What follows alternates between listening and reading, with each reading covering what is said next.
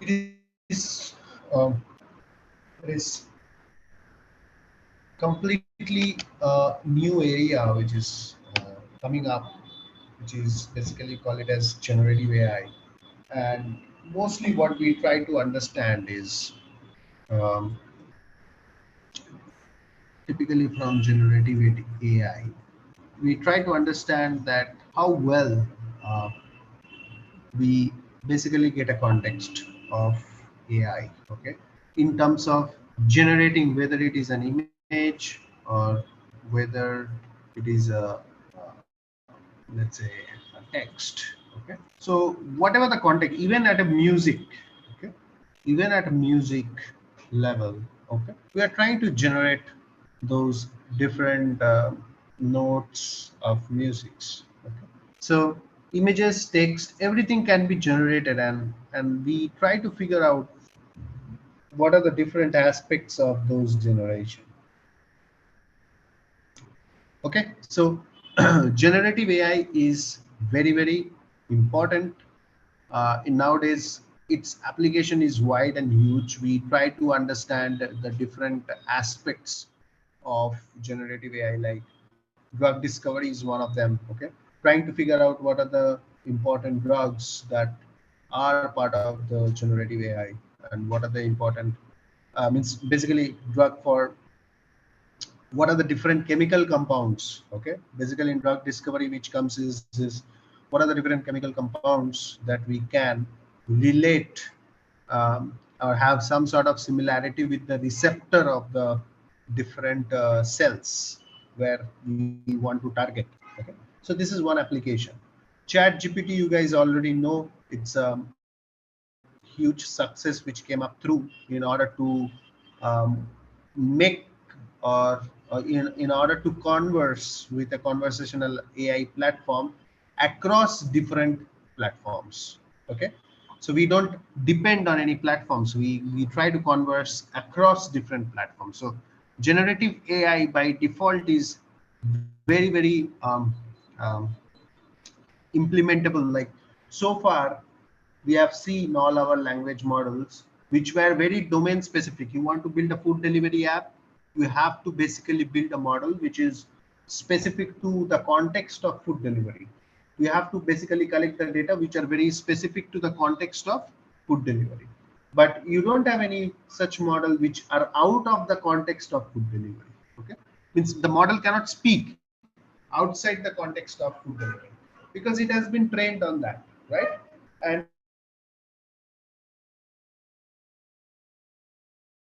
is a huge amount of data. You speak to ChatGPT, you can speak on any given language, sorry, any given context. You can speak on any given context. Maybe you are speaking now around something related to food. On the next line, you are speaking something related to a specific place. On the next line itself, you are speaking something very related to the um, something else. So generative AI is something which is not specific to anything, but rather which is a very broad spectrum. It's a very broad spectrum that we try to target and we try to understand.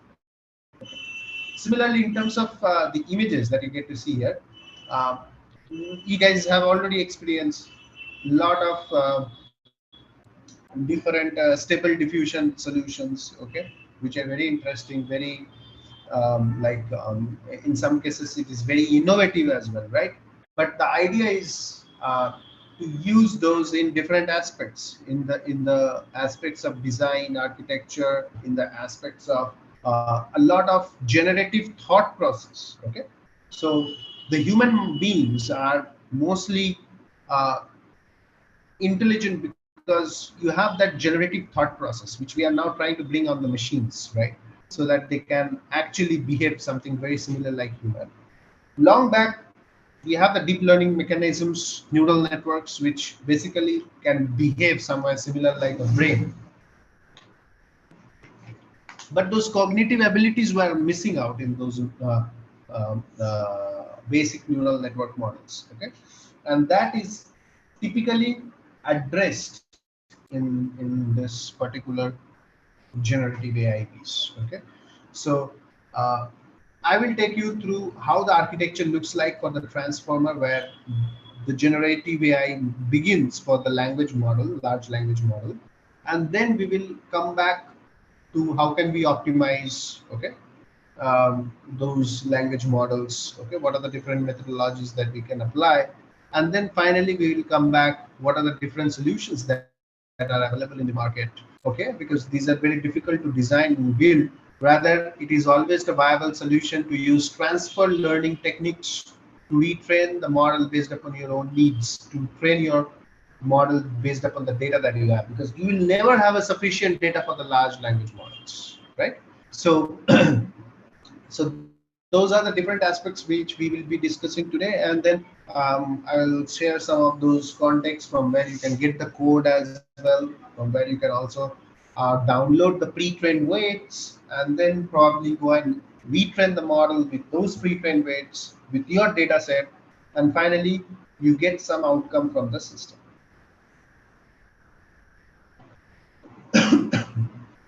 Sorry guys.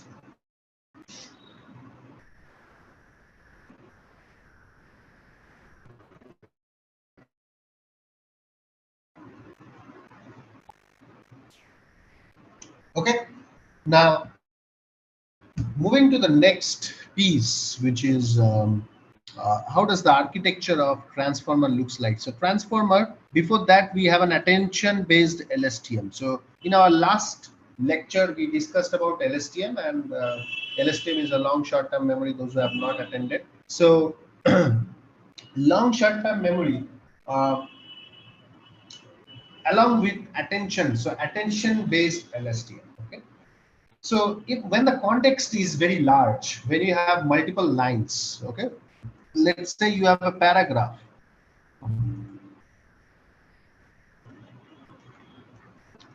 you have a whole set of paragraph which you want to basically go and uh, train your model with. So that particular paragraph needs to be trained, right?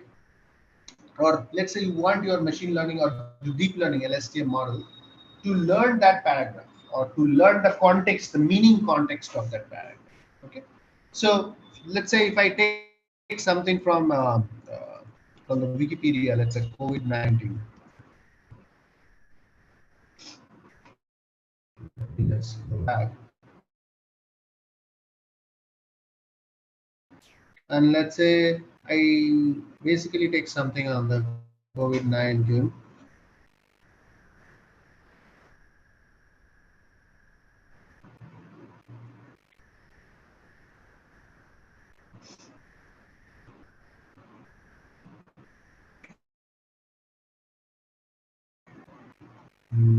Okay, this is CDC. Just want to take some context. Wikipedia is there, right? COVID-19 wiki.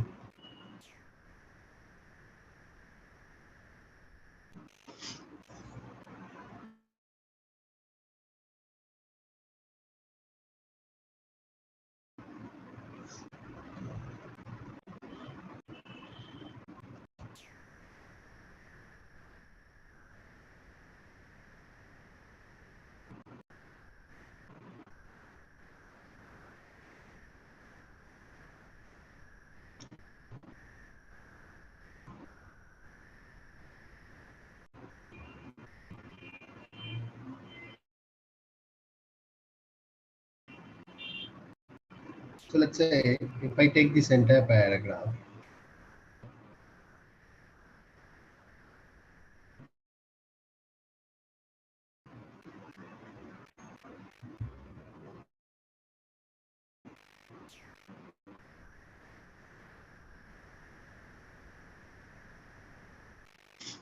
this is your entire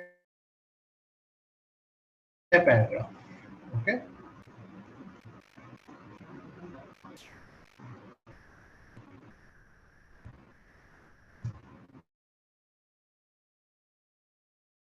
Now, um, if I want to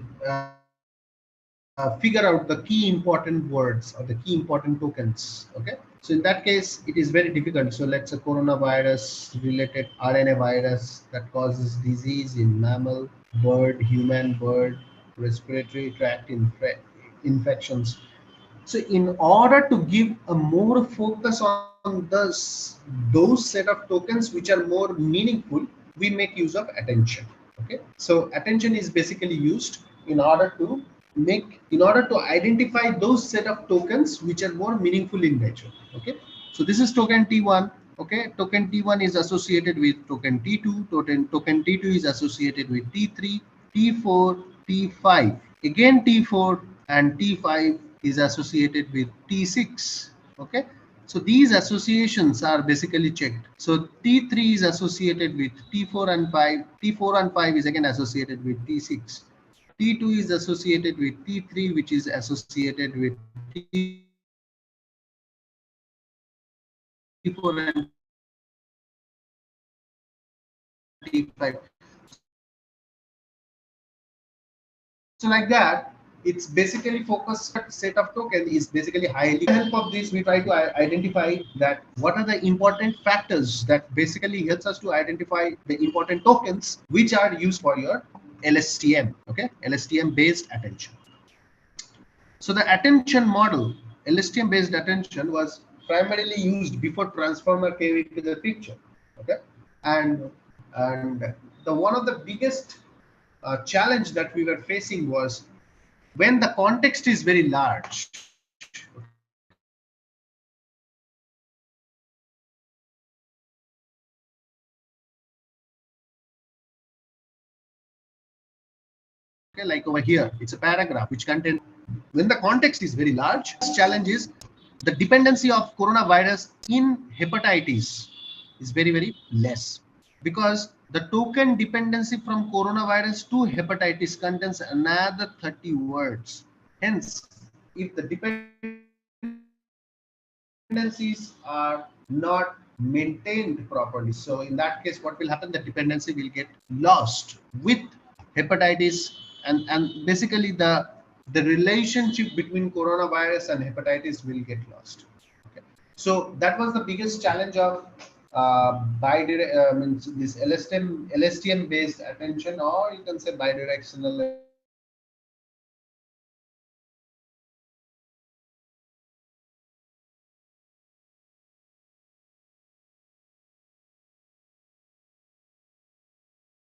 So and at the same time a token which is human beings are intelligent enough to understand that coronavirus has some relation with hepatitis, given that there are another 20 30 words in between, right? But how do the model understand? Okay, so hence this approach was no longer giving a very good result. This is still a small example, but there are much bigger examples. So let's say if there is an entire paragraph is there where you have nearly another 100 plus words, right? So in that case, the dependency is very difficult. Okay, and it is way difficult to identify the set of tokens which are making sense, right? And also an attentive token. Maybe the attention vector was able to identify the most important set of tokens, but that attention vector was not really impacting or not really making a lot of sense.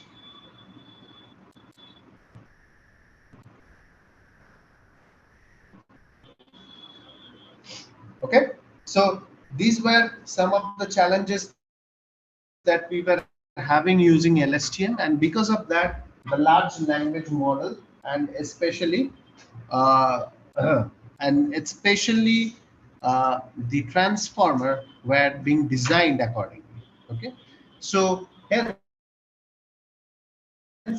we will basically get into transformer. We will basically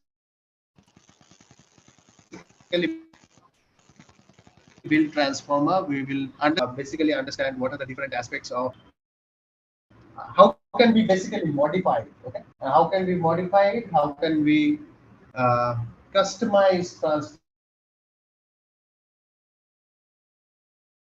transformer accordingly. Okay, so those will be our next state of study. Before that, any questions that you have, and any doubts you guys have, you can feel free to ask if you have any questions and doubts.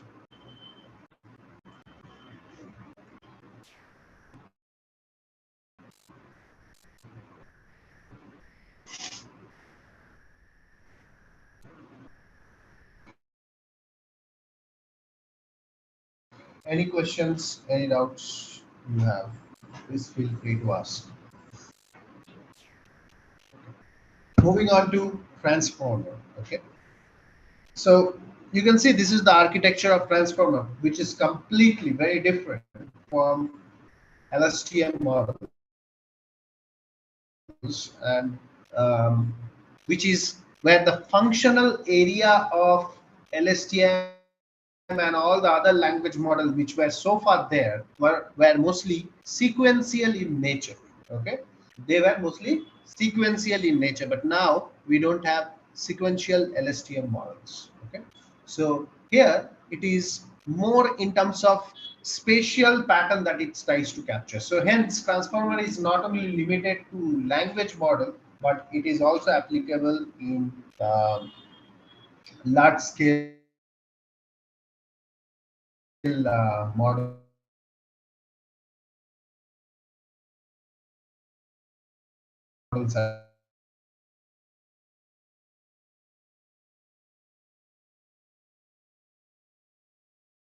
as well, like in terms of computer vision, in terms of reinforcement, in most of these cases it can. So you can see there are inputs and there are outputs. Inputs are input embedding. Okay, and then input is basically the text or the data that you have, and then you have the input embedding. Okay,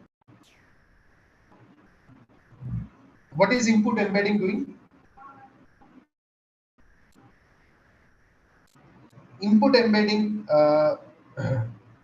is basically doing nothing but it is trying to give all the tokens that we are trying to utilize. So these embeddings are general embeddings that you have. So that particular set of embeddings will basically being created in respect to each and every text or each and every tokens that you have.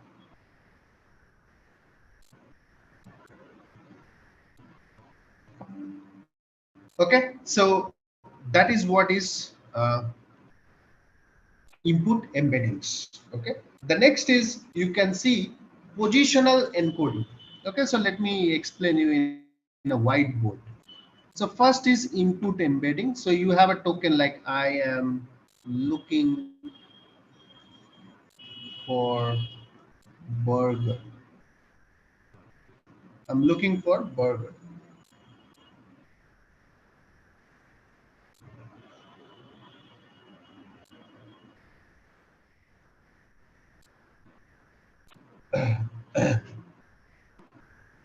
Okay, so I'm looking for a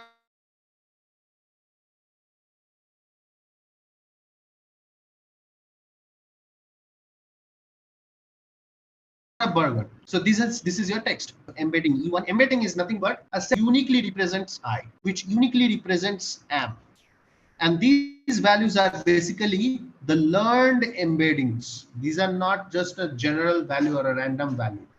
These embeddings are nothing but they are learned. Okay, so E3, okay, then it is E4, okay, and then it is E5. So these embeddings are mostly used for learning the different aspects of the relationship between I am booking for looking, sorry, I'm not booking, sorry, looking for burger. So I am looking for burger. So these embedding, now what we are trying to learn is how the position of these each embeddings are, that we call it as positional embedding. Okay, so positional embedding. Now what we do is, okay, E1, E2, E3. So let's say let's give some different numbers. Okay, E1, E2, E3, E4 is very serialized number, so you will not able to get in a proper manner. So let's say E5,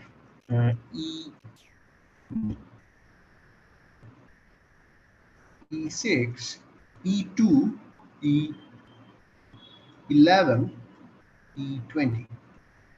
So, and these do have some positions. So position is 0, 1, 2, 3, 4. Okay, and the position, and basically what we are trying to learn is E5 plus E6 plus E2 plus E11 plus E20, right?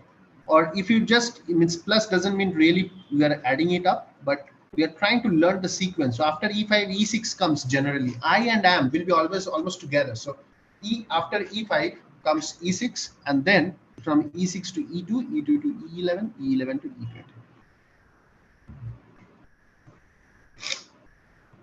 Okay, so this is the sequence that we learn.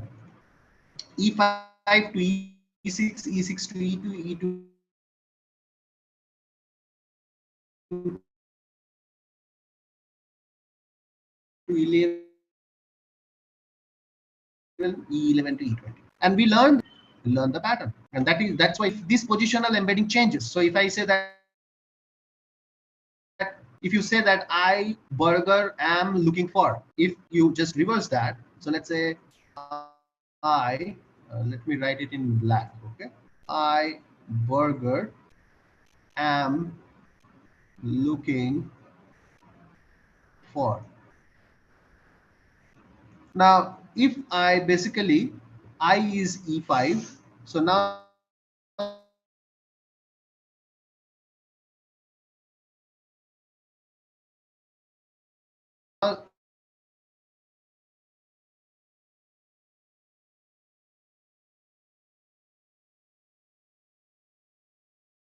see the positional embedding for this. I E20, then am is E6, E11. So E5, E20, E6, E2, E11. Right? So these are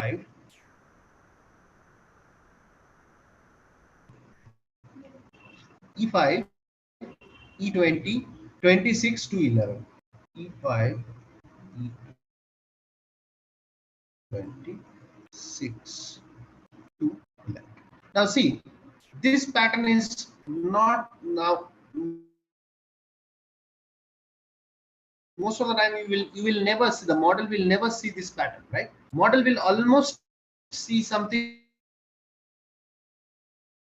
very similar pattern. Maybe I am looking for burger, I want to order burger, or I want to order burger, I am looking for burger. Okay, so something, there will be some pattern, and this is what we want to learn. Okay, we want to learn the sequence pattern, how this each embeddings will appear. Once we learn, so once we know E5 and E6, we can easily predict E2. Once we know E5, E6, E2, all these three combined, we can easily predict E11. Once we know E5, E6, E2, all these three combined, we can easily predict E11. Once we know E5, E6, E2, E20. Right? So this is how the different positional encodings helps in learning the positional vector, and at the same time we get a lot of understanding covered over it. Okay, got it? Any questions, any doubts over here?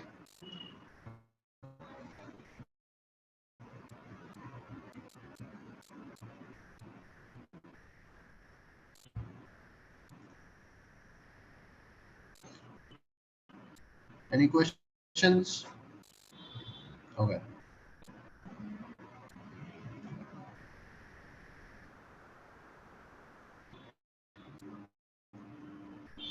coming back from positional encoding. So once you do the positional encoding, you arrange everything in sequence.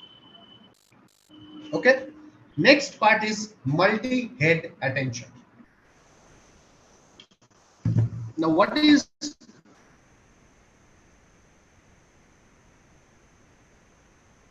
multi-head attention? Okay, QKB. Okay, now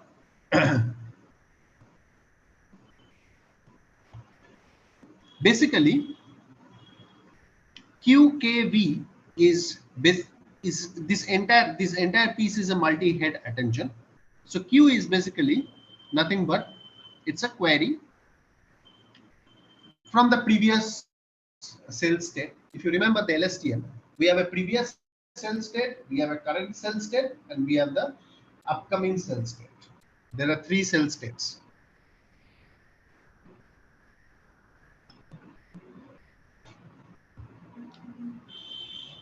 Similarly, over here, the Q represents the current cell state, means the query which is coming from a different cell state. Then we have K. So what is K? K is nothing but it is acting as a key, and then you have value. Value is nothing but it's an embedding. Okay, so that is what is value. So query, key, and value. These are the three components. We do a matrix multiplication of query and key, and then we basically get into a scale. Scale is nothing but uh, it is technically nothing but it's a citation. Okay? So get into a scale means citation in the sense, let's say you have an embedding, your query embedding is smaller, your key embedding is also a smaller, but you need to actually get your matrix in a standard representation and a standard shape, and that is why the scale is important. So query key is matrix multiplied and then we scale it to get into a standard shape, to a standard dimension, and finally we mask it.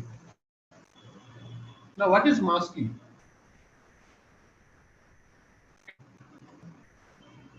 So let me come over here.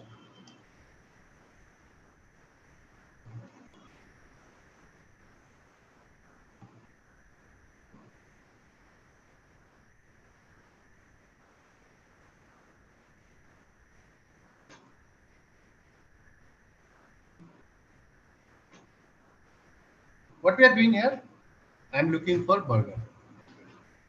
So we are dropping some of the tokens and we are learning to predict this am. We are learning to predict this for.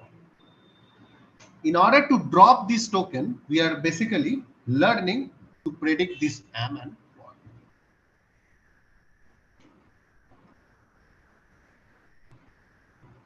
Okay. Again, in the next piece, we again mask this looking and we predict with am and for whether there will be a looking or not. Okay, like this we learn the relationship between the tokens. Again, we mask the rest of them. Let's say I is not there, so we remove this, and with the help of am we want to predict I. With the help of am, looking and burger, looking and burger, with the help of this we want to predict for.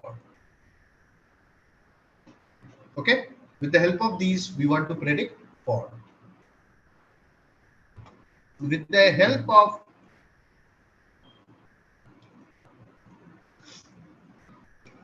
for we want to predict burger.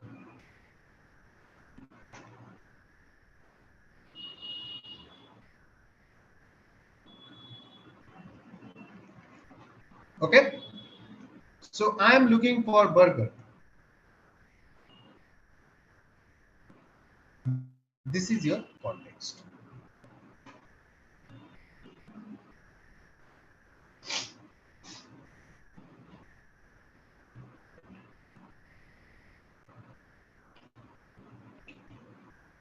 Clear? This way of learning is known as masking. This way of learning is known as masking. So what is masking? We try to remove some of the tokens from a given context and we want to predict that particular token with its associated tokens. We want to predict the tokens of a given context. Some of the tokens are masked. We want to predict those from the given context to its associated context. Okay, so I am looking for burger. Some of the tokens will get removed and some of the tokens we are basically learning.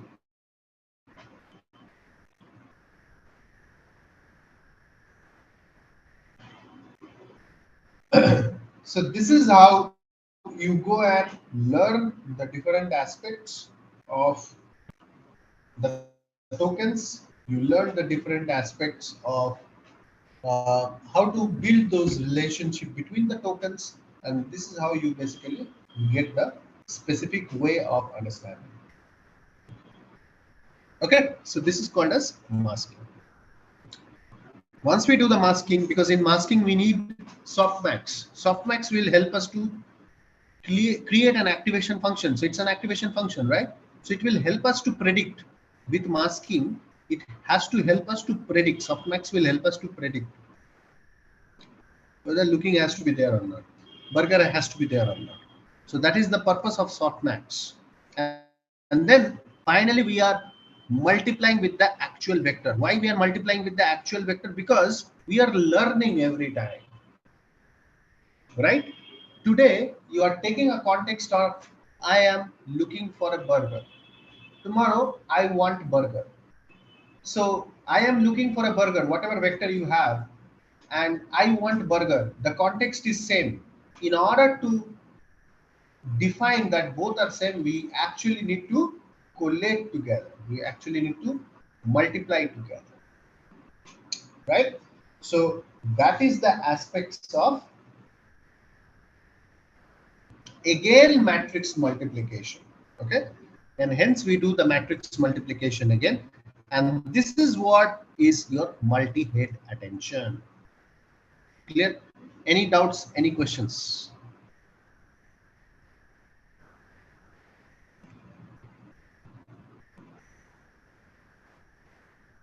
Any doubts, any questions you have?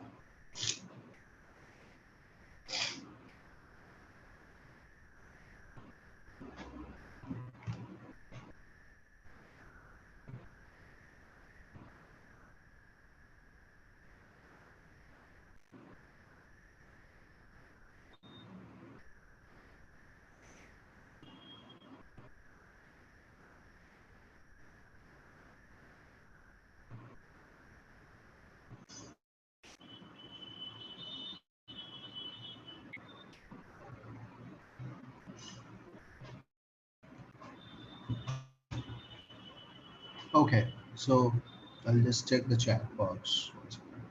No questions. Okay. Let's move on.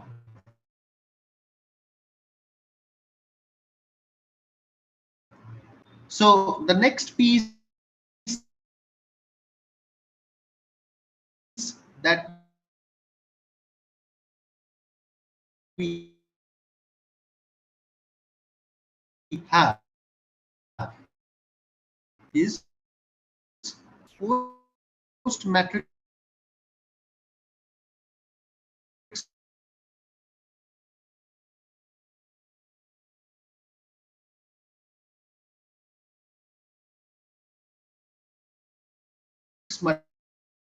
multiplication. We do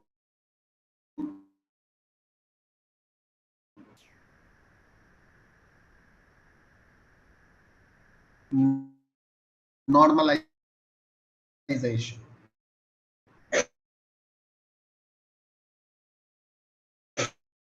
Okay. So this part is basically an encoder part. Okay. So encoder part, take the multi-head attention, and then we do the normalization forward, and you can see somewhat behave like an RNN as well. You can see the previous cell state is getting added with the text that we want to learn. So that is your feed forward. Define the importance. The same. These outcomes are part of your. This itself is a separated model. This is the left hand side. The left hand side architecture is known as BERT. The right hand side architecture is known as GPT. The left hand side architecture is known as BERT. The right hand side architecture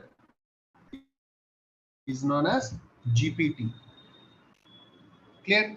Any question? So the BERT model is different. The GPT model is different. The BERT model can end up over there. So you don't need to proceed further. You can just put a cut over here. And the GPT model is completely separated out, segmented out. They are mostly the same thing. Okay, when you combine both of them, we call it as transformer. So here you are putting the input, and here is the output embeddings. So not always everything is output driven, right? So for an example, in the input, so let's say you are building a neural transmission. When you are building a neural transmission means it's a language translation. So you have something, some words in English, and you will get translated to some words in Spanish. You have some words in English, you will get converted into Chinese, right? So that's a neural translation. If you have something like that, then you have to create an embedding for English, and also you need to also showcase what is your output in Chinese, and hence both are required in that case. You need an input embedding, also you need a output embedding. Okay, just a minute.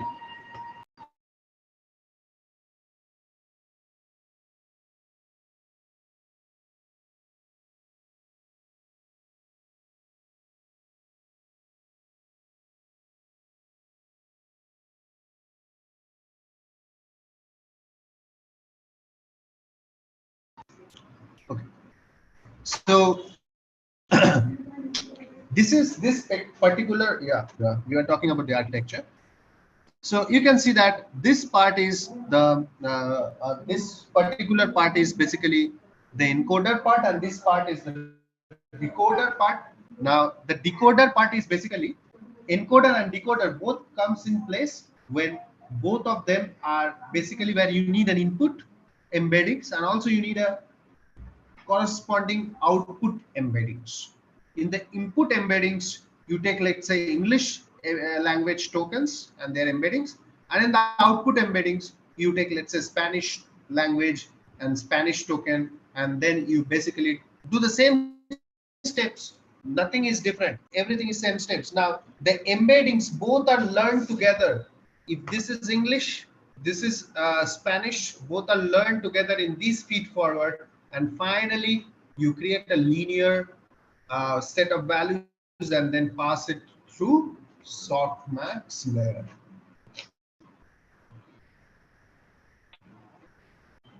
Clear? So this is how it works.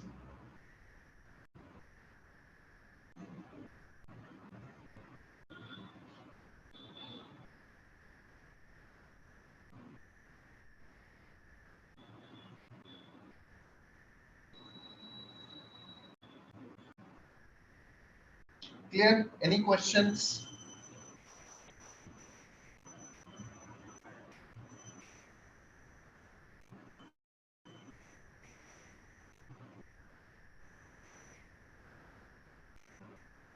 Any doubts?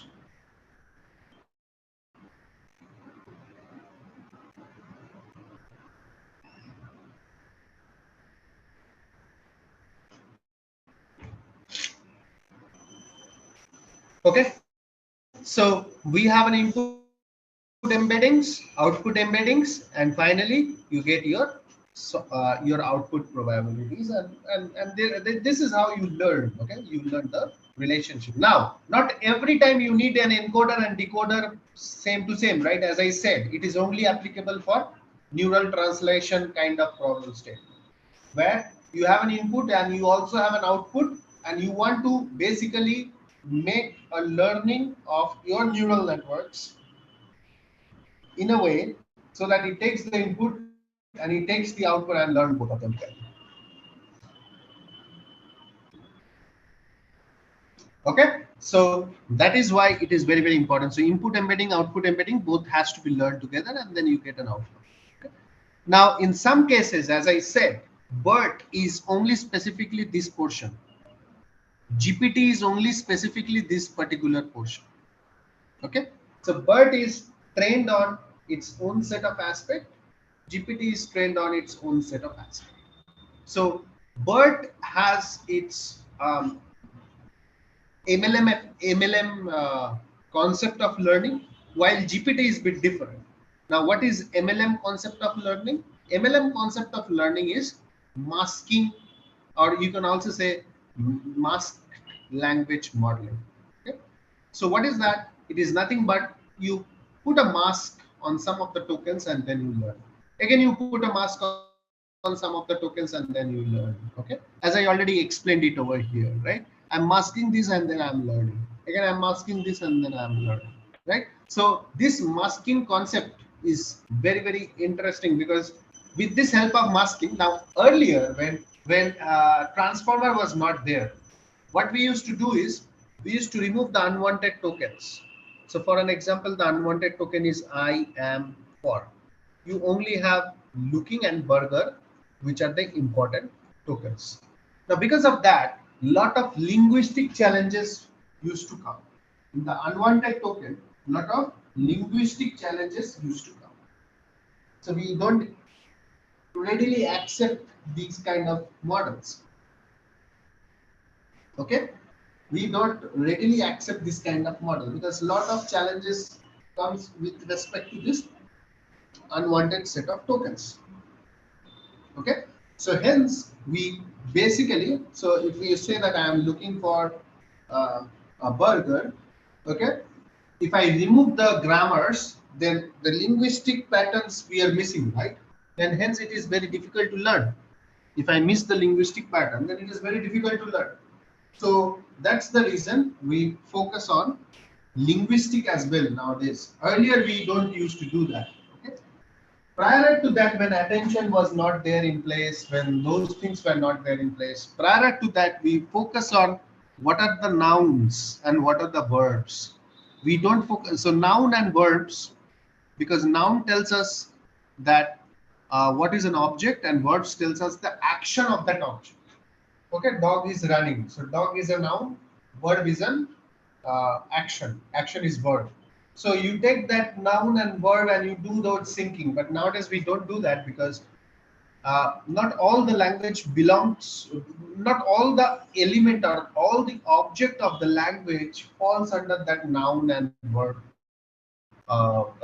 scheme, right? So hence it is very difficult. Sometimes it might be a word, but it is acting as a noun. Okay, so it becomes very difficult in some cases. So hence that particular approach was discarded. The second challenge with that approach was it is only applicable for English language. Okay, every language has a different grammatical component. Every language has a different grammatical features. So hence, it cannot be only applicable for only for English language. So we should not build something which is only applicable for only English language and rest of the language cannot be utilized. So hence, then these concepts came in picture which are universal in nature. You take any language, you try to train these models, these will work exactly the same as for English language as well. So it is very, very interesting as well. Like you take any given language, it still works.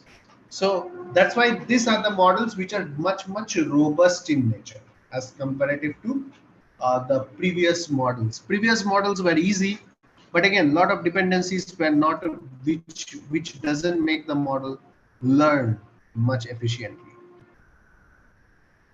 Okay, so this is why transformer became so popular. And as I said that this is the encoder part, you can see it has been highlighted. This is the encoder part and this is the decoder part. Okay, and in neural transmission you need both of them, but other than neural transmission you can basically go and train your model accordingly.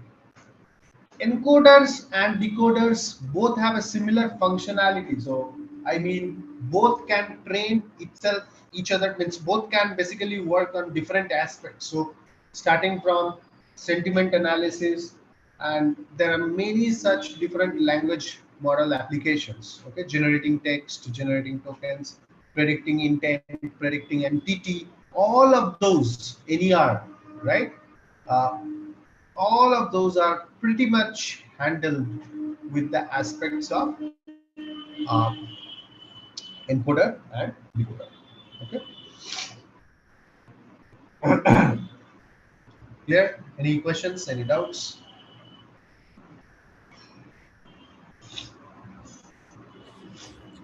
I just wanted to know, is this the exact model what the ChatGPT works? Yeah, on top of it, there are bit customization, which uh, it has been done. But yes, is the GPT is same. The Now, basic if you see structure. the decoder, yeah, the basic structure is same. On top of it, there are few re-engineered aspects comes in picture, which the model is basically adapting. Okay, as we move on, we are adapting. Maybe the feed forward is different, maybe the multi-head attention is different. Okay, exact architecture nobody will declare and nobody will explain you, but this is what is your GPT piece. Okay, and I'll show you how can you access the basic GPT, which is not the GPT what chat GPT has, but the basic GPT. I can tell you how to access and how to use it. Okay, just give me a minute. Just a minute. Can you share this link as well in the chat box? That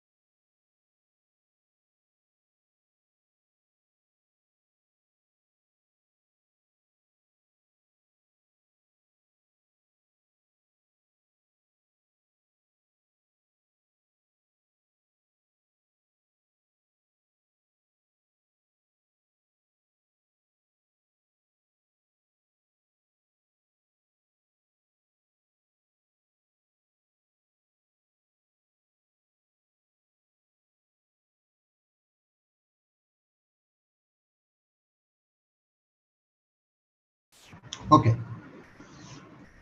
cool. Any questions, guys? Any doubts? Any questions?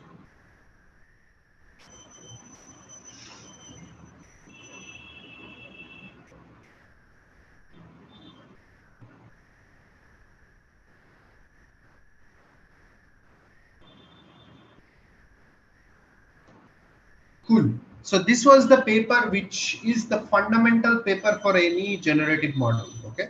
Now whatever you have to do is on top of it, how can you build it? So the next phase is the practical area, which is there are some libraries like the first one is Hugging Face. Okay.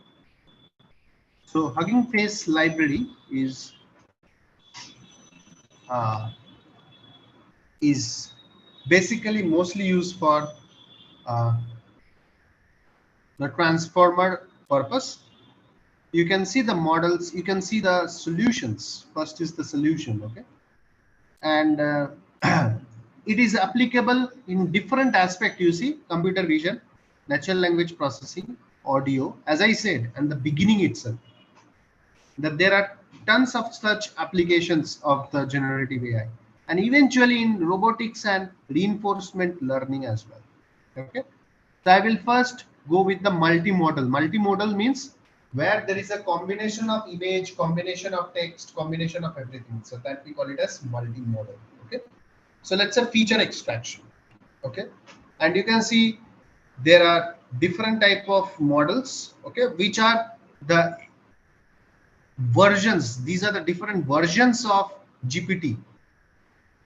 Okay, you see Facebook Bart. Okay, then chat glm.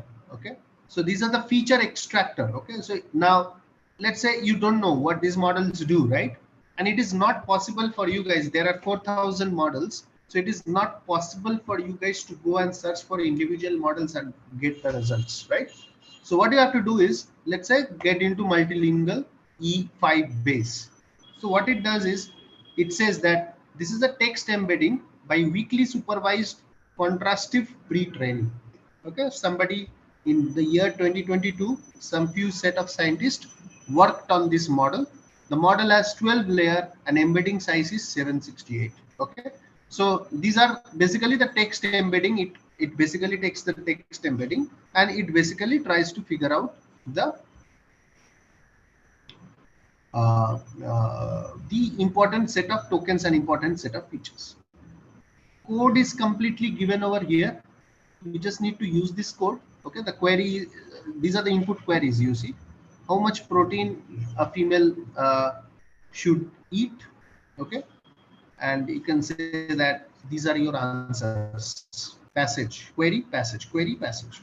This is a query in Chinese, and this is the answer in Chinese. Okay, or Chinese or Japanese. I'm not sure about this particular language, but it can be any other language, maybe Chinese, Japanese, or I'm not sure about it, but yeah, somehow somehow this is a different language which is apart from English language. So that is a query, and this is your answer, right? So multilingual model means you take a particular model and you can build a conversational model along on top of that. Okay, in any given language, in any given language. So you don't have to do anything. So what you need to do is you just need to basically do some sort of initialization, and then you just need to use this. Okay, code is given over here. Just you need to download the respective uh,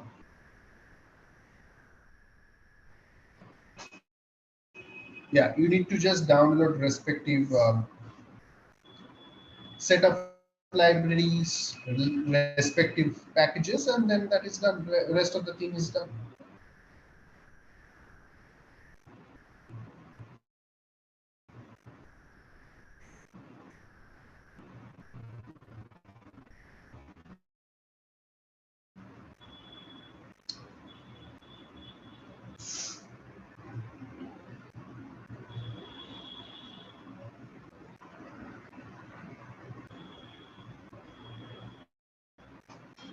Clear? So code is there. You just need to use it. That's it.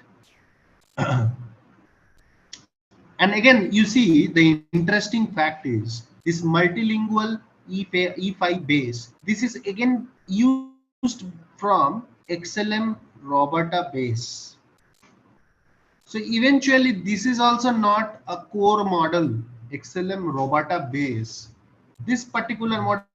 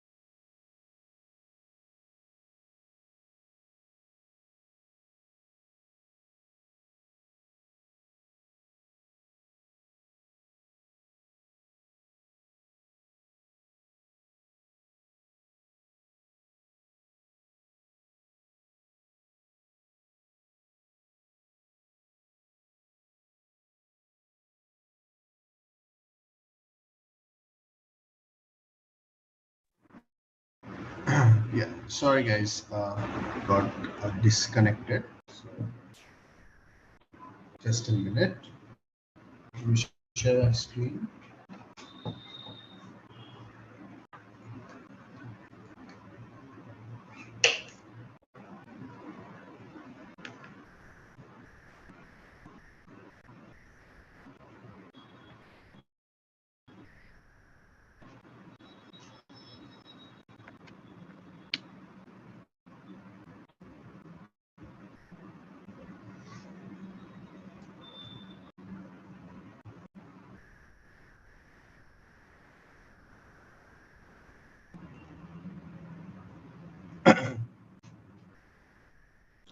Yes.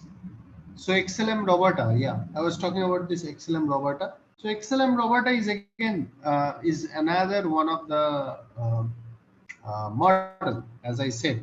Okay, and that model was trained on this particular model.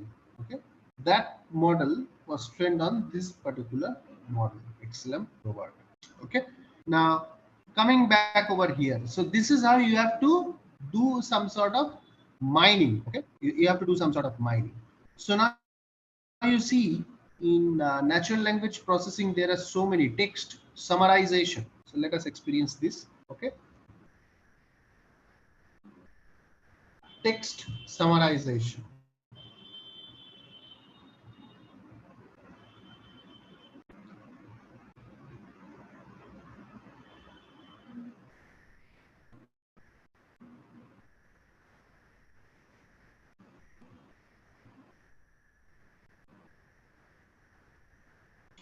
In text summarization, you see these are the so many models. Facebook Bart is there, Pegasus XM is there. Okay, and there are different organization. This is Google.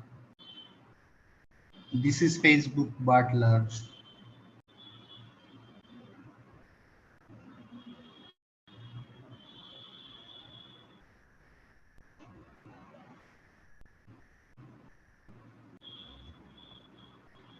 So you can see this is an article, okay, which has been written, and this is the summary of that particular article with a minimum length of 30 and max length of 130. So this kind of summarizers are basically, and you can see it is a GPT like. So it's a transformer encoder sec to sec model with a bidirectional BERT encoder and an auto regressive GPT like decoder. So it is basically using both. It is using GPT decoder as well as it is using BERT as well. So something very similar architecture is there. And this has been designed by Facebook.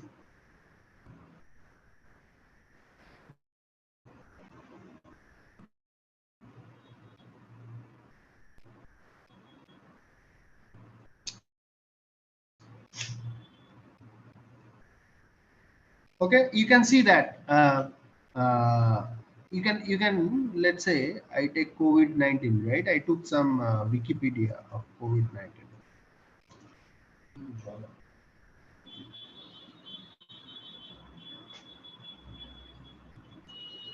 So let's say I take this entire context of COVID-19 and let me put it here.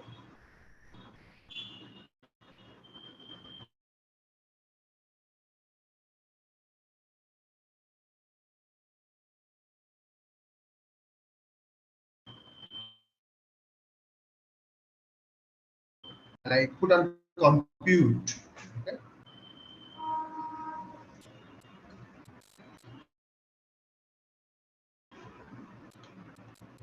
And you can see this is what is your COVID-19 is a contagious disease caused by the virus. The first known was identified in Wuhan and December 2019. Symptoms include this.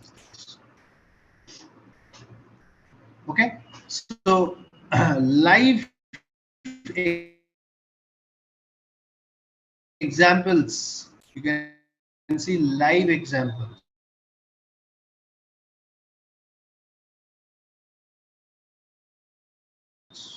Okay, and this is how, and you can see you can GitHub link, so it's an open source as well. So you get a fair understanding of how these model works. Just simply call them, code is given, example is given, and use it.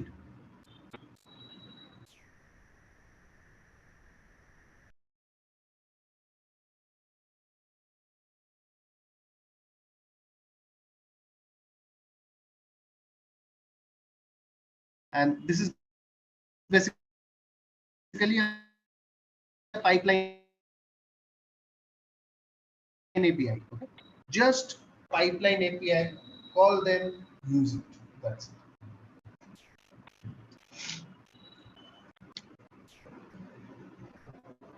Okay, I will come to this pipeline piece in more detail. So text summarization, the same model. So everything that's an universal model, as I said. So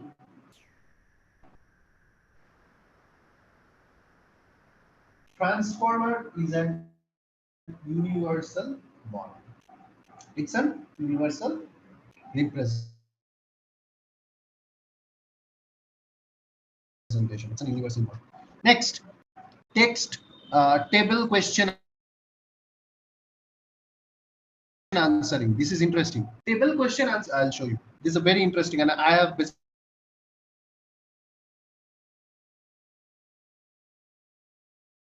basically used this for querying from database. Okay, and you can see that I have basically used this for querying from database. Querying from database. Okay, and you can say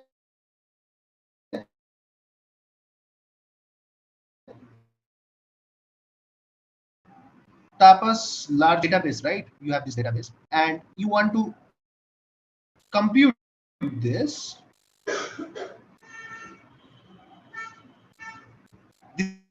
This is your database. It says how many stars does the transformer repository have?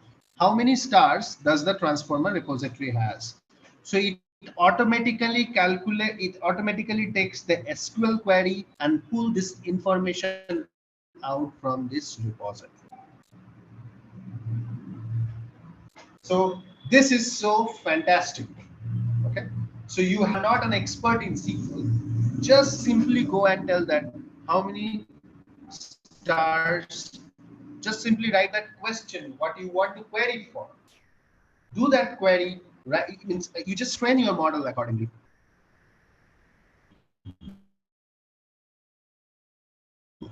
and just build it and just get the solution out.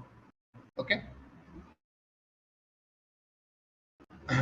so this was used in my previous org when I was working with Innovator, and we were actually trying to do this. We're trying to train the model accordingly. Okay, and you can see that just this is the pre-trained model, auto tokenizer, blah blah blah. Initialize it. This is the model, and that's it.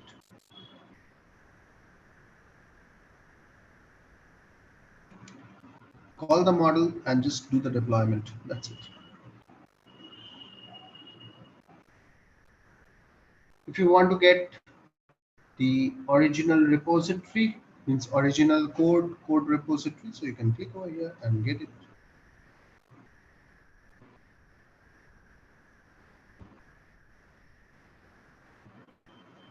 And there are notebooks as well. Retrieval of prediction.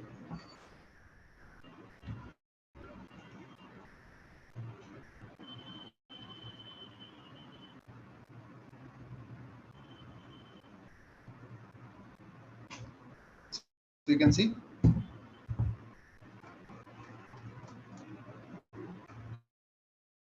everything is well defined. Just you need to use it. That's it.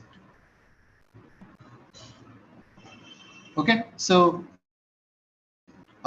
this was fairly used enough for our model, which is wiki table questions. So just simply you have a large amount of repository, write down the questions and then just use it. Okay. And there are different model, large language model, base, small, medium, tiny, mini. Okay, there are different type of model. Okay, and you can see development accuracies are also varying. Different development accuracies are there. Okay, and apart from that, see, Microsoft do also have TAPEX table pre-trained model. Same thing, Microsoft do also have. Microsoft has a different way of representation. Just use that TAPEX model. That's it. This is the data frame, and just go and call and use that. That's it.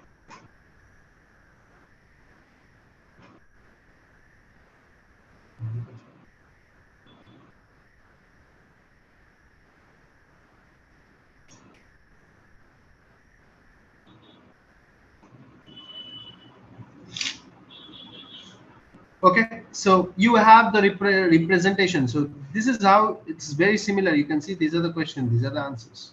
That's it. Very simple to use. Like models are trained, you just need to know how to use it. So that was table question answering, and this is very popular nowadays coming up because let's say you have a graph, you have a huge database. Somebody who is a no SQL coder needs to uh, basically run through that particular data, right? So how will you get it? So you just simply go and deploy this model. Your model will be able to refactor that very immediately.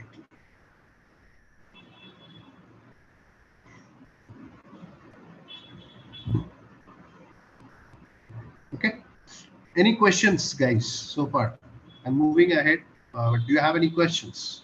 So Please let basically, me know. on that data, you need to place that Hugging file uh, Hugging model Face, yeah. and get the extract, whatever desired extract is there, right? Correct. Simply you need to go there. See the implementation is present. Okay. Okay. Just initialize it. In spite of this data frame, you should connect to your database, or you can just for your temporary purpose, you can just create a data frame and then simply do the Okay, query okay. I from this to. create because That's it. in organizations you don't they don't allow you to deploy the Python in the Yeah, in cloud. production you will not. Yeah. But you can But create this type of structure in the file columns and then come to an answer. Yeah. yes, definitely.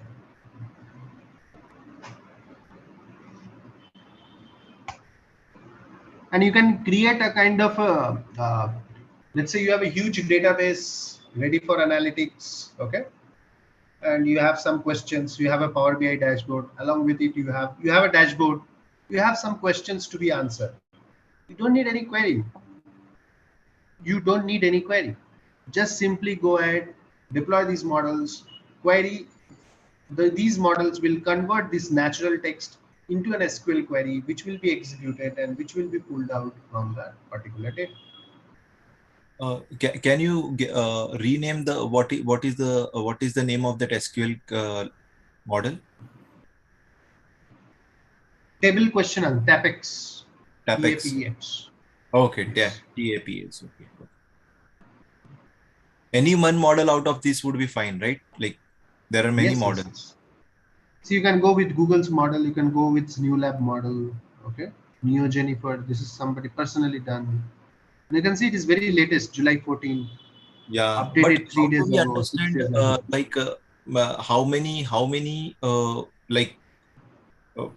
what data is been trained and what is the accuracy of that model like? Okay, so for that you need to just, yeah, so you need to have a bunch of questions.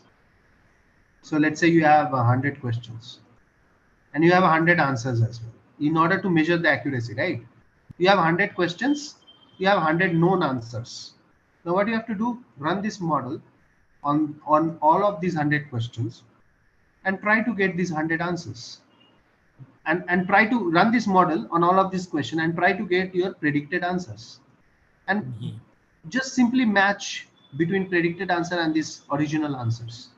Mhm. That is how you measure the accuracy. Is a similar kind of structure for the flowchart creation or something like that? Because in day to day, I do use certain things in flowchart creation. Flowchart is different. Uh, has nothing to do with this, but Okay. it is more often kind of you have a lot of questions with the data. Deploy this model, keep it ready. Like you have a search bar, okay, on your dashboard. In this search bar, you just put your questions and just do a search. That's it. And your, let's say, how many patients are affected with cardiovascular issues. Simply it will go and search it and tell you that okay, these many patients are available with cardiovascular issues.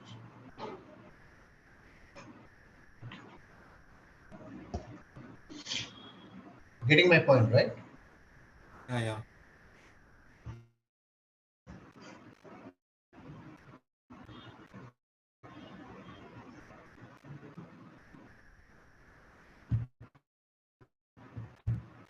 Cool. So this is how your next level analysis is all about, and these are the different libraries that you have.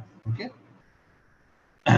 and this is applicable in NLP, audio, tabular, reinforcement, robotics, computer vision, and that's what it's applicable in almost all of those things.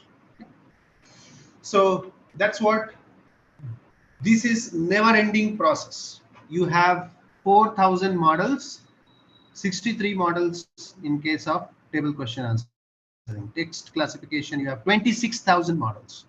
Can you imagine? Okay. Summarization, how many? 1100 models. Conversational, 2000 models. So you will never, it is a never ending process. Okay. So hence, it's a never ending process. So you just need to know, need to upgrade yourself every time, come back, see what are the models making sense. Okay. It's a never ending game. It is above fundamental. And then just use it based upon your problem statement. Can you share these two links actually, the Hugging Yes, Face and yes. the previous Chat GPT initial, right? Initial architecture Yes. diagram. Yes, yes.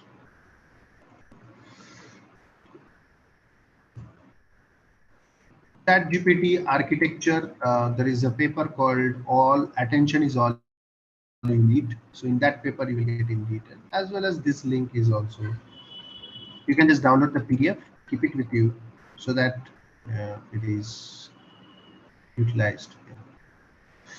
Cool. So over to you, Kunal.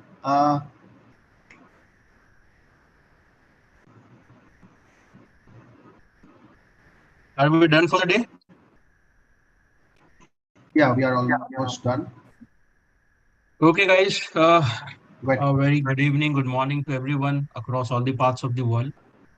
Let me thank you to the existing community members, folks who have taken out time and join us in this ongoing session. And I'm expecting that anyone who has randomly joined us, like Stephen, and I think there's an Hengis there. So, guys, can you hear me? So, guys, there's an update for everyone. Like, we're gonna start a new batch, exclusively again the data science full stick program the next weekend by 8th of July, the same time slot basically. So, if you or your nearby or friends would like to join us, please let us know. Let me share a link with you. Like, if any of your friends or your connects would love to join, so I'm sharing a link right now so you guys can share with them and they'll be part of our next batch as soon as possible. Those who have randomly joined us and those who have any queries, this platform is wide open for everyone to discuss all your concerns and queries, whatever is going to be there in the upcoming sessions for you, the kind of an advanced content we have plotted. So, and the registration link is also, I've shared this registration link in chat window. So guys, I appeal to all the existing folks that if any of your network would love to join for our new batch, the please pass on this link to them, and that would be a great support to us uh, in order to building an amazing community. And so, guys, anyone who has any queries regarding our data science program, so just to give you a quick update, so it will be running on weekends, same time slot, 7 to 9 p.m. Indian timeline, which would be early morning to rest of the part. And it would be a limited batch size, basically will not intake uh, more than our capex limit. And so the platform is wide open to handle all your queries, like whatever the queries you have it. Those who have recently joined or randomly joined us, so they can ask any queries if they have it, or they want to discuss any concerns or anything regarding the curriculum or anything. So the platform is wide open. So we have you have your instructor, you have the team from MCI is there. So we are happy to connect you. So I'll be like this platform is wide open. Anyone has any queries or anything they want to discuss it.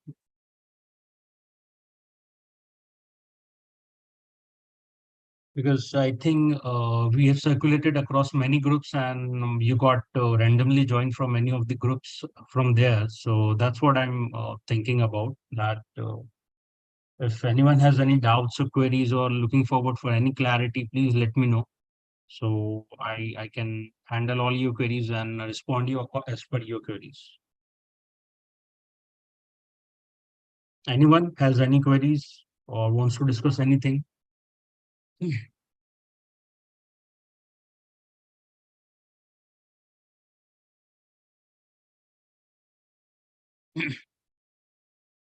Stephen, I think you have randomly joined, and I think it's, if I'm pronouncing rightly, that's Hing.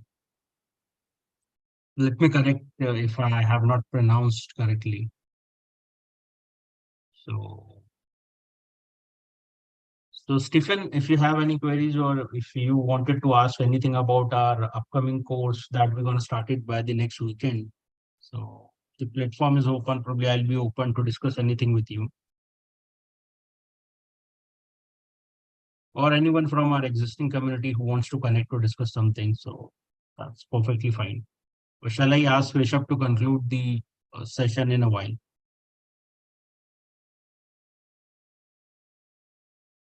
Anyone wish to connect or would like to connect anything, or shall we proceed with the session?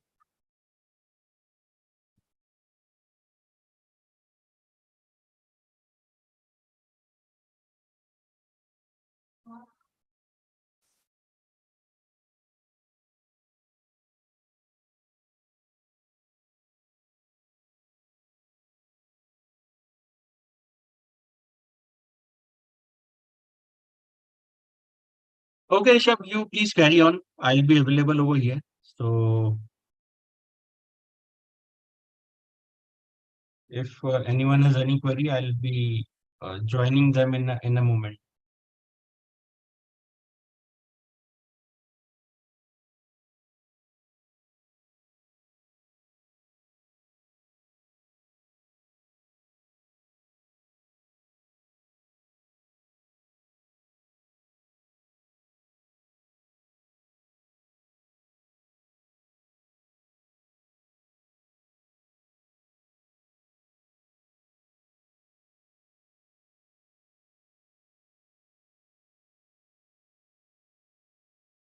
Yeah, Rishabh, you can you hear me?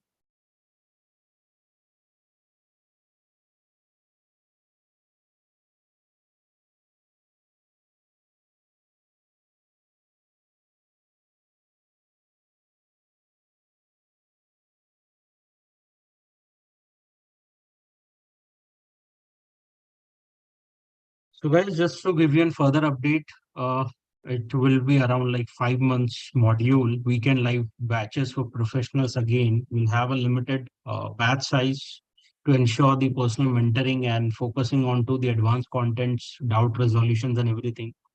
So apart from it, if anyone has any query, please let me know.